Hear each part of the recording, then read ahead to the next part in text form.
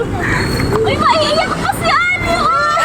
Hi fella! So gusto ko lang i-share sa inyo yung naging birthday week ni Ali. Bale dun sa unang video, makikita nyo na nagdatingan yung mga pinsan, tita at lola niya all the way from Hagonoy, Bulacan. So dinayo talaga nila kami dito sa Silang, Cavite at bumiyahe sila na almost 6 hours para lang makasama kami sa birthday ni Ali.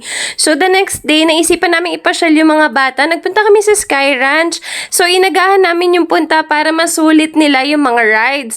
At dito na rin syempre sila nagbonding-banding at grabe, ang lalaki na nila. Ngayon ko lang na-realize na ang bilis talaga ng panahon. Ultimo yung mga pang-adult ride. Talaga namang game na game tong mga bagets na to at hindi nauubusan ng energy. And since lunchtime na, naisipan namin na magpahinga na muna tsaka kumain kasi sobrang tirik din yung araw sa labas. Grabe. Pero syempre, dahil nga ang dami nilang energy, nagyaya na ulit silang lumabas.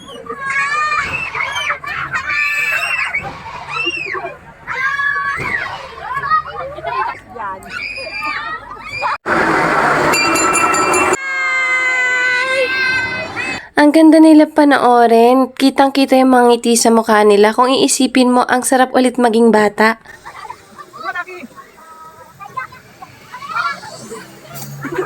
Hi! Grabe, ang bibilis nilang maglakihan. Parang dati lang, puro baby lang sila.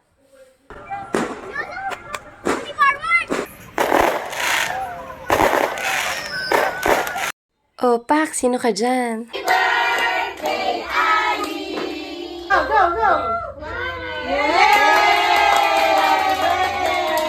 Ang ganda ng ngiti sa mga mukha ni Ali, kaya sobrang thankful ako sa family ko at sa family ng asawa ko.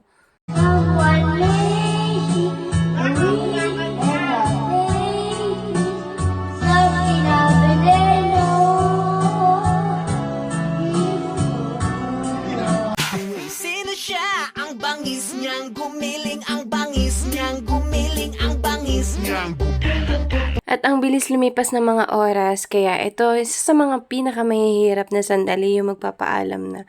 So, yun lang. Palagi mag-iingat. Bye!